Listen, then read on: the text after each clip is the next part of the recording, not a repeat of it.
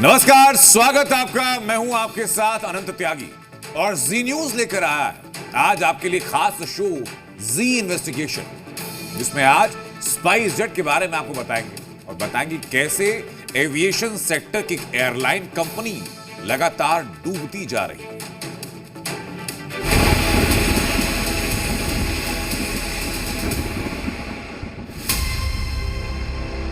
Company spice jet, कारोबार airlines, market share 3.2%, पहचान bank default, कानूनी लड़ाई, लेट फ्लाइट, घटता मार्केट शेयर, पैसे की तंगी, पीएफ के पैसे देने में देरी, शिकायतों की लिस्ट, घटती आमदनी, वर्षों से घाटे में, डीजीसीए का एक्शन।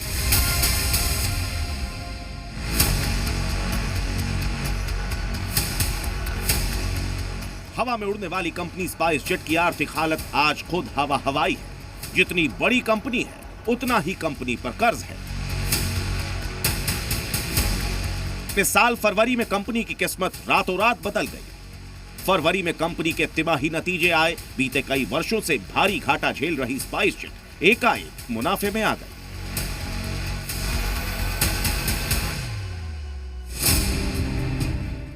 आखिर वर्षों बाद जो मुनाफा दिख रहा है वो सच में हुआ है या कहानी कुछ और है? इस पूरी कहानी को समझने के लिए कुछ महीने पीछे लौटना होगा। Glad to have you on SpiceJet flight SG623 from Kolkata to Bagdogra.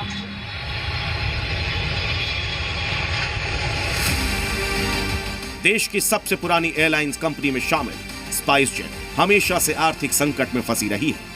2004 में स्पाइस जेट ब्रांडिंग के साथ एयरलाइन शुरू करने वाले अजय सिंह की low cost airline spice jet 10 साल में ही इतनी खस्ता हाल हो गई कि 2014 में इसके बंद होने की नौबत आ गई थी। फ्लाइट कैंसिल होने लगे, यात्री एयरपोर्ट पर फंसने लगे। साल 2014 के आखिर में स्पाइस जेट दिवालिया होने वाली थी। लेकिन 2015 में एकाएक अजय सिंह इस एविएशन कंपनी को फिर से चलाने की कोशिश करते हैं। जनवरी 2015 में सन ग्रुप से अजय सिंह पूरी हिस्सेदारी खरीद लेते हैं और ऐसा लगता है कि सब कुछ ठीक हो चुका है या हो जाएगा। 10 साल बाद 2024 में वही पैटर्न लौटता है। फ्लाइट कैंसिल होने लगे, यात्री एयरपोर्ट पर फंसने लगे, एविएशन बाजार में हिस्सेदारी 17.4% से घटकर 3.2% हो गई। 4 सितंबर 2024 को HSBC ग्लोबल रिसर्च की रिपोर्ट में कहा गया कंपनी की हालत बेहद खराब है। पैसे की काफी किल्लत है, ग्रोथ की आगे संभावना कम है, कंपटीशन में टिके रहना आसान नहीं है। कंपनी क्या आगे मुनाफा कमा पाएगी और इसीलिए HSBC ग्लोबल रिसर्च ने शेयर का लक्ष्य 58% घटा दिया। कहते हैं मर्ज बढ़ता गया ज्यों ज्यों दवा की। ऐसा ही हाल स्पाइस जेट के साथ है। पहले चैप्टर में आपने देखा कि कैसे स्पाइस जेट डूब रहा है। अब आप देखिए कैसे सेबी ने पिछले साल स्पाइस जेट को नियमों में खास छूट दी।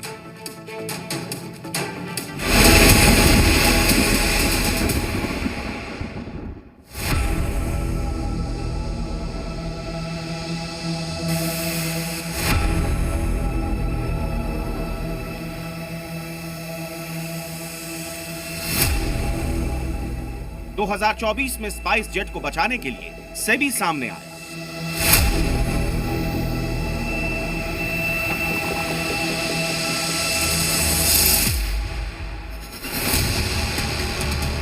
ये बार बार दावा किया गया कि विदेशी निवेशक भारत में स्पाइस जेट पर नहीं बल्कि भारत के एविएशन सेक्टर पर दांव लगा रहे हैं।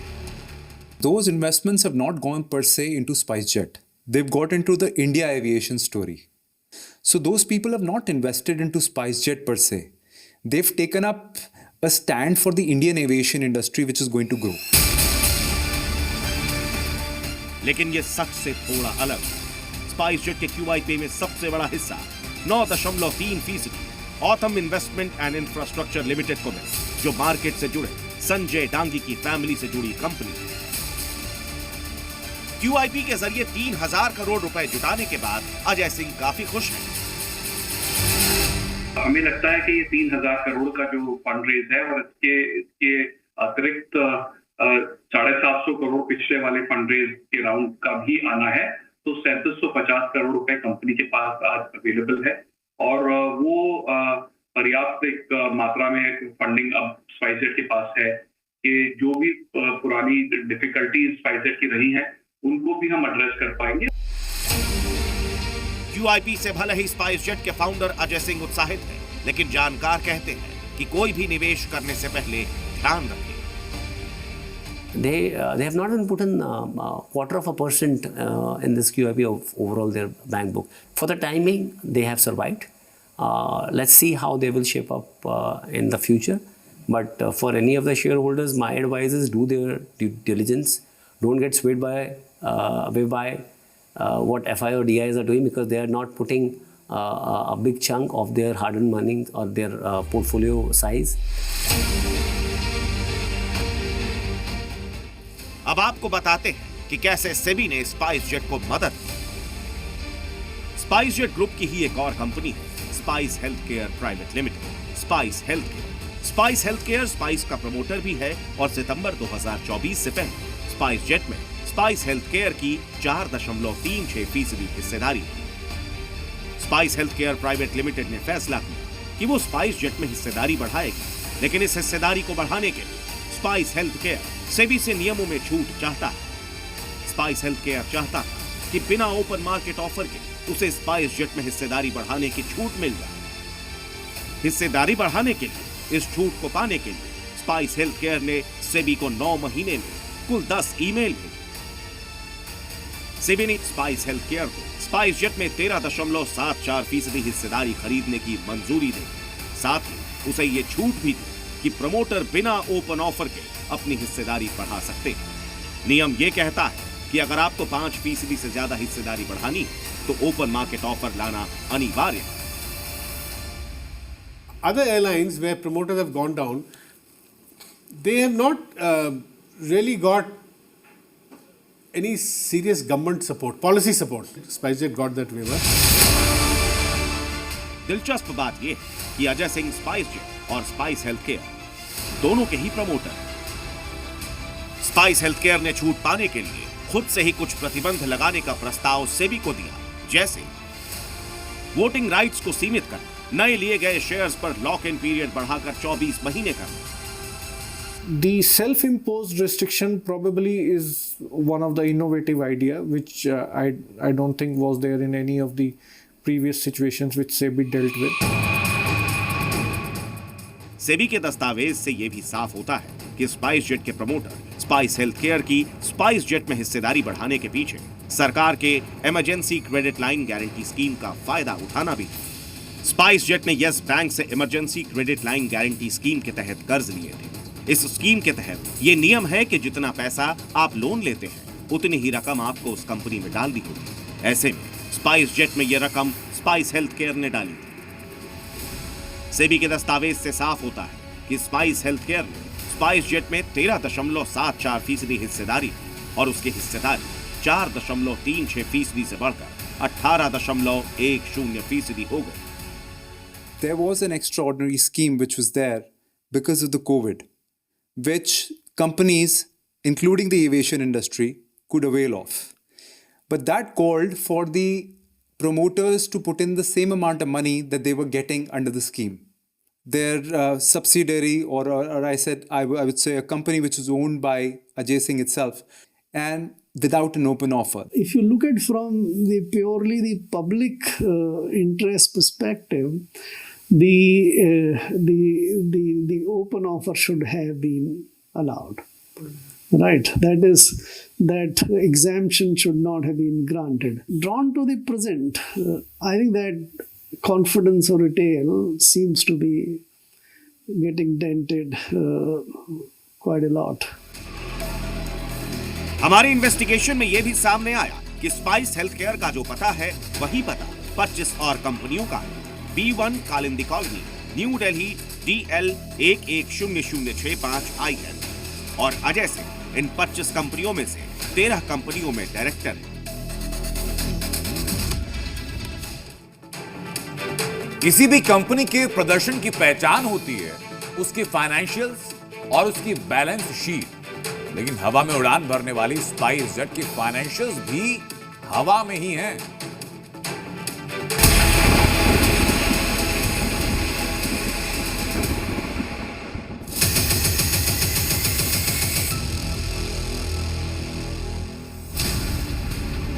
जी हाँ, लोगों को हवाई सफर का सपना बेचने वाले स्पाइस जेट का बैलेंस शीट देखें तो वो धरती पर भी नहीं रसातल में दिखता है। पहला, 5,000 करोड़ से ज्यादा कर्ज, 5600 करोड़ का मार्केट कैप, यानी जितना कर्ज है पूरी कंपनी की कीमत की उतनी है। कर्ज इक्वल टू मार्केट कैप। दूसरा, बीते 5 साल से स्पाइस जेट के सालाना बिक्री में नेगेटिव ग्रोथ देखने को मिला है। बीते 5 साल से स्पाइस जेट के सालाना मुनाफे में नेगेटिव ग्रोथ देखने को मिला है, यानी 5 साल से स्पाइस जेट की आमदनी लगातार घट रही है। 5 साल से स्पाइस जेट मुनाफा नहीं कमा पा रही है।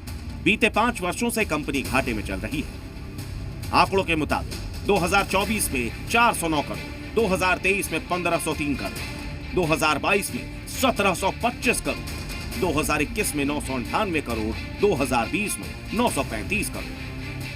If you read the auditor's report, it's a bit of a horror when you read that, because there are accumulated losses, 7,000 plus crores, current liabilities exceed current assets by 6,000 crore. Spice jet retail निवेशकों को यह भरोसा तो दिला रहा है कि company का प्रदर्शन अच्छा है, कंपनी मुनाफा कमा रही है, लेकिन तिमाही नतीजों को गौर से देखा जाए तो ये सच से कोसों दूर है। On analyzing this Q3 data, what we find is that the company has reflected a net profit of 26.27 crores, if you mention it in Indian denominations.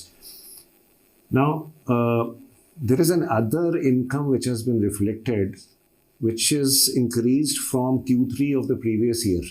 I mean, Q3 previous year also the company had income, which was 245 crores, which increased to 419 crores in this particular quarter as compared to the previous year, same Q3 for the previous year.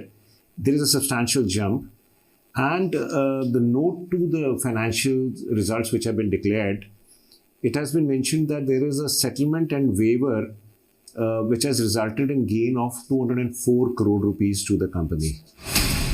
फिर से सवाल उठता है कि क्या सेबी को पता नहीं था कि कंपनी की वित्तीय हालत कितनी खराब है, और ऐसे में इस छूट की क्या जरूरत है, जबकि बीते 20 वर्षों में स्पाइस जेट की हालत बिगड़ी ही है। तो आपने ये तो देखा कि स्पाइस जेट की हालत कितनी खराब है, तो अब सवाल ये उठता है कि बीते 20 वर्षों में बार बार इसको बचाने का चांस क्यों मिल रहा है।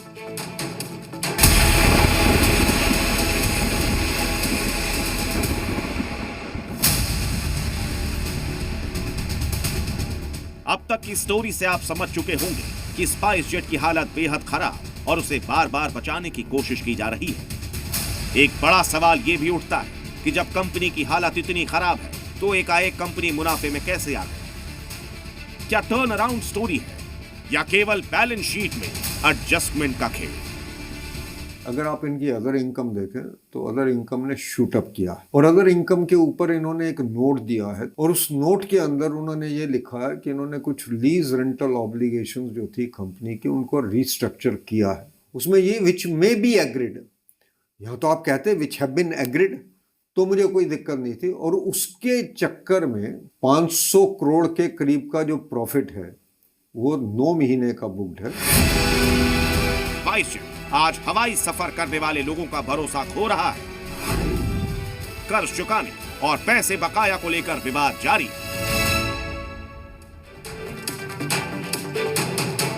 स्पाइस जेट को बचाने के लिए बार बार यह कहा जा रहा है कि किसी सेक्टर में किसी की मोनोपोली ना हो, लेकिन सर्विस सेक्टर के तौर पर स्पाइस जेट का प्रदर्शन बहुत खराब है।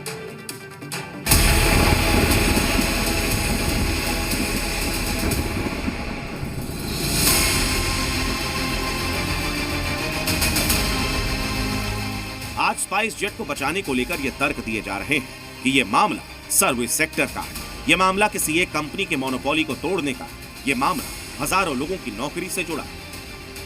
लेकिन कंपनी का 20 साल का प्रदर्शन बताता है कि ये सारे तर्क बेईमानी है। 2014 में स्पाइस जेट का भारत के एविएशन सेक्टर में मार्केट शेयर 17.4% था और आज ये घटकर 3.2% हो चुका है। Basically a sad chapter for SpiceJet, but much of it self-inflicted. But they need to know that you can't bank on government assistance. That kind of a lesson can be learned by private operators that don't expect government to bail you out. That era has gone. Aviation Ministry wants that India must have more than 2, 3, 4 airlines who are successful. Within India, yes, and definitely outside India also. वैसे service sector के तौर पर spice jet के काम को देखें तो वहां प्रदर्शन खराब ही। कैंसलेशन लिस्ट, पैसेंजर की शिकायतों की लिस्ट में स्पाइस जेट ऊपर है, जबकि ऑन टाइम प्रदर्शन में नीचे है।